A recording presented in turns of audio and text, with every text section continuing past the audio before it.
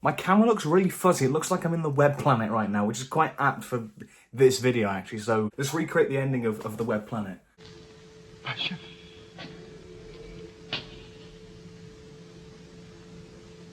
My TARDIS. My ship.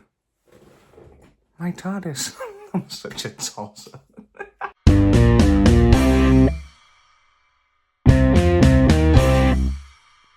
Okay, that's better. We're in true HD now.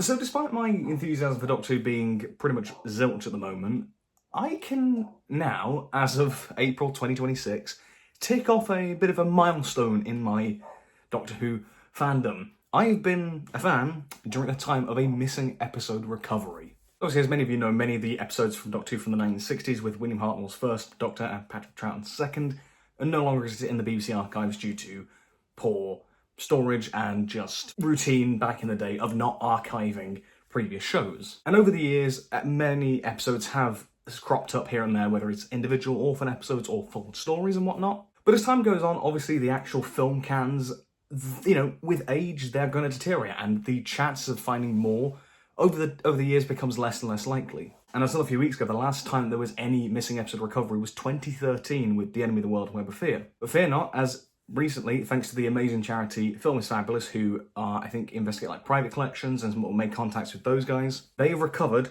2 episodes of the Dalek's Masterplan, one of the most iconic and infamous serials from the 1960s of Doctor Who with William Hartnell. So it was announced a few weeks ago that episodes 1, The Nightmare Begins, and episode 3, Devil's Planet, of this story had been recovered. And along with the surviving parts 2, 5 and 10, we now have almost half of this 12-part serial, which is fantastic. These newly recovered episodes, they dropped on BBC iPlayer in the UK on Good Friday on the 3rd of April, and I believe YouTube internationally, like the US, I believe. So yeah, we can now watch these episodes that have not been seen since 1965. They've literally not been seen at all since then, which is incredible. And I think what makes this even more incredible is that the Dalek's Masterplan is a story that didn't get sold like overseas, so it wasn't one that people were expecting would return, because it didn't get a lot of overseas sales. I think because of the length and because of the quite dark nature of it. It is quite a dark story for its time. And so it didn't get many overseas sales, which how a lot of other episodes of Doctor Who have been found from like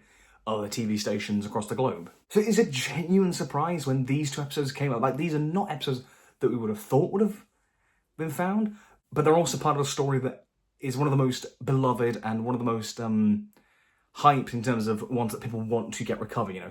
It's in the same ballpark as like Evil of the Daleks, Power of the Daleks, The 10th Planet, Part 4, stuff like that. And you know, it makes sense. It's a William Hartnell story, it's a Dalek story, it's the longest Doctor Who story in the show's history. You know, it is this real mythical epic. There are so many, you know, milestones in this story. The first Christmas special, the first time a companion dies, the first time Nicholas Courtney appeared in Doctor Who before playing the Brigadier later on in the classic series. You know, this is a very influential Doctor Who story, a very important Doctor Who story, and to be able to see more of it is a blast. So as I say, you know, massive, massive, massive thank you to the Film is Fabulous charity, because without them, we wouldn't have these episodes. And as much as it'd be nice if we could get any more, like, we should just be grateful for the fact that we've got these, which is incredible. The reason I didn't do a video on this when the announcement came is because I wanted to talk about these episodes when we could see them. I wanted to just kind of do a little mini review of these episodes, because I watched on Friday, got up in the morning, which is rare for me nowadays if I'm not needed up in the morning, got up straight out of bed, you know, made myself a nice bowl of cereal, cup of tea. I know you didn't need to know that, but context. And I watched the first 3 episodes of the Dalek's Masterplan, obviously the new 1 and 3, and also part 2, which I'd seen before, but you know, having that continuity of those 3 episodes, you can watch it uninterrupted, which is amazing. But I wanted to just like review those 2 episodes and just talk about what I liked, what I didn't. And obviously, this won't be reviewing the story as a whole, because it's just talking about the first quarter of it. I'm also just talking about these episodes individually and more kind of focusing on them as, you know, productions from the 60s, what we can kind of gather from them in terms of story, but also, you know, production things, characters, you know, what we can see from them, and just, you know, talking about what it was like watching these. But overall, mostly very positive, which is going to be nice, you know. So without further ado, let's just get on with talking about these episodes, because I'm very excited. So I guess we'll start with episode 1, The Nightmare Begins, which of course sets up this 12-part epic and all the different plot threads that will come about in the story. There's a bit of a thing in the William Hartnell era that there's a little bit of a running joke that a lot of the stories in his era have amazing part 1s and the rest of the story is kind of naff. Think Unearthly Child is the main example, but you've got the Space Museum, the Sensorites. There are stories where part one sets up this world fantastically, and then it's often considered that the rest of the story doesn't really deliver. Now, while the Daleks' Masterplan is more beloved than those kind of stories, I've got to say that I think The Night That Begins is probably one of the best part one setup episodes that I've ever seen in Doctor Who. This establishes the mood, the tone, the characters, the plot. It establishes it perfectly. Obviously, there's the imminent threat coming off the Mythmakers, the previous story of Stephen. He's poisoned, and the Doctor and Katarina, they're trying to look for a cure for that. But then amongst everything else, you've got the rising Dalek plot on Kemble. You've got these agents. One of them is Brett Vine, who becomes a supporting player in the story, and another guy, they're trying to reach Earth. And then you've got, for me, probably the most interesting character in these episodes anyway, Mavic Chen, played by Kevin Stoney, who has appeared in other Doctor Who stories like The Invasion as like these human villains.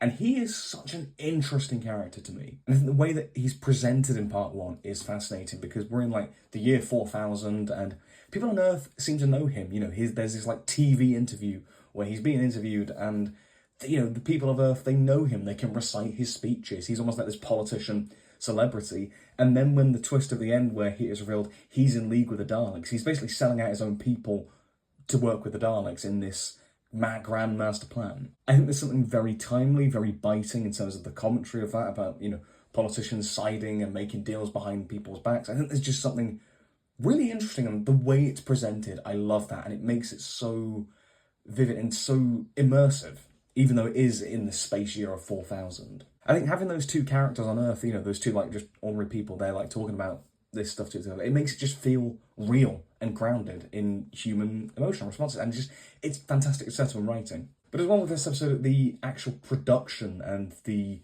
atmosphere created is fantastic. It's directed by Douglas Camfield, who he's one of the more prolific directors from classic Doctor Who, particularly in the 60s and early 70s. He directed some of the most iconic and some of the most cinematic stories in the classic series, stuff like The Web of Fear, stuff like Inferno, The Seeds of Doom. His stories always felt epic. They were these grand scale stories, and even on these small budgets, he was able to make them feel grand and epic, and they had like a lot of money chucked at them. You know, I love the sets, you know, of the space stations and whatnot, and the Daleks control rooms, and I love all the atmosphere in the jungles of Kemble. It's great atmosphere, and even though it is this like tiny studio set, it does have this immersive feel where it feels like it goes on for miles. And not only that, but also the lighting, especially with the black and white, some of the shadows create a great atmosphere and mood. The camera work is fantastic, the camera pans are great, the composition of the shots is great. Like the first reveal of the Dalek, when it's that sort of like low angle shot that's looking up at the Dalek, it makes it look a lot scarier than just pointing the camera at it. And that's the mark of great direction. What I also gather from this story is as well how dark it is. Like, as I say, the introduction of the Dalek, when he kills that one security guard, you just have the shot of his corpse, just, it's quite an unglamorous shot, but it's quite disturbing, even for me, like, looking at this in the modern day. It's quite a disturbing image, so I imagine for 1960s viewers, that was really quite harrowing to see. We also get a glimpse of, some of the characters. Obviously, we've got, as I mentioned, Stephen, who is kind of out of action for this one because he's been poisoned and they're trying to recover him. We also get Brett Vine, who's one of the space security agents, played by Nicholas Corney in his role before he went on to play the Brigadier for the rest of the show. And he's just a fantastic actor. He always was. And even in this story, even if he is a different character, he has such a great presence. He has such a great rapport with the other characters. And he just commands the screen. And, you can kind of see the genesis of his persona of the Brigadier as this kind of no-nonsense military guy. You can kind of see elements of that would come in later in the show, and that's quite cool to see in hindsight. This story also gives us a look at the very brief stint of companion Katarina, who was introduced in The Mythmakers, the previous story, which is completely missing, and she ends up dying in episode 4 of this story. And I can't say that Katarina's always been a favourite of mine. I mean, the thing is, we've only ever seen one episode of her previously, so there's not loads to judge, and it's a shame. I do think there's definitely potential with her character, this kind of, there's something very naive, but also very curious. This is great curiosity with her. There's a great bit in part 3, which I'll get to later, but there's a great sort of element of curiosity with her, and this not quite understanding, because she's from Agent Troy, not quite understanding all this science fiction gobbledygook. I think there's something quite interesting there. I just wish that there was a bit more time with her to fully flesh that out, because I think as it stands, with how little she actually appears in the show, I don't think it fully materialises, and I can't say that she'll ever be a favourite companion of mine. And then we have William Hartnell as the Doctor himself, which, the Little note about this one. Yeah, this story does feature a lot of wig malfunctions. He looks crazy at certain points, which is quite amusing. And that's one of the reasons I love seeing this footage, because this is stuff that the audio or an animation couldn't recreate. You can't recreate these little minor slip-ups on set, and these little human touches that just make it feel alive. You can't replicate that. But anyway, back to Hartnell himself. He is one of my favourite Doctors for sure. I think aside from Tom Baker, I would cite him as my favourite Doctor from the classic era. There is just something so magical about his incarnation of the Doctor. I just love it. It feels so earnest. I obviously love his authoritative side. It's fantastic. He really does command the attention. Even at this point where obviously he himself was starting to decline, he still commands the screen, I think. But he's also so funny. I think we forget how funny the first Doctor can actually be. He's a little trickster, He's got the magnetic chair to trap Brett, which is quite funny. But he's just like this, skeeving, mischievous little bugger. And there's something so infectious about watching that, and you can clearly see that Will Hartnell is having a really good time playing the role, and that energy translates to the audience. It's infectious, and it's never a dull moment watching Hartnell do his thing. Obviously, then there is part 2, which I'll kind of briefly skim over, but I did rewatch it. Fantastic episode. The Dalek phone for a bit is phenomenal. It's an iconic sequence. It's in this episode where they try and discover more of the Dalek's master plan. Then they get off the planet in Mavic Chen's spaceship, which leads us into part 3, Devil's Planet. Now, I will say that I still love Devil's Planet, but I don't think it was quite as top tier as episodes 1 and 2 are. I think those two are like 10 out of 10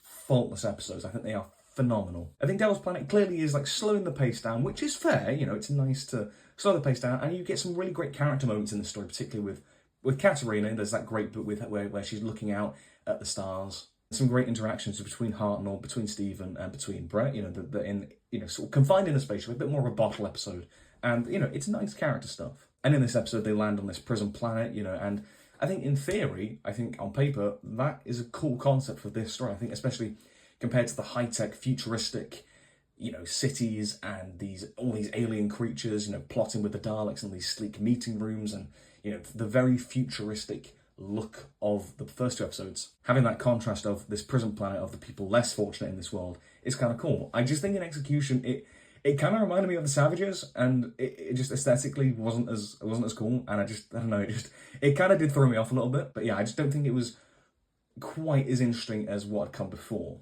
And that's where we are, because that's the end of this little batch of episodes that we have, because that leads us into part 4, which I really hope does get found at some point, because obviously it's the death of Katarina, the first companion death, and that sequence, I think, it sort of exists in like little snippets and little off-air clips and recordings, but to see that episode would be something really special. There's something really quite harrowing and quite impactful about that I imagine seeing that would be something else. But overall, I've had a blast watching these episodes and getting to have almost new Doctor Who again, even though it's old Doctor Who, getting to see these for the first time with everybody else in the fandom.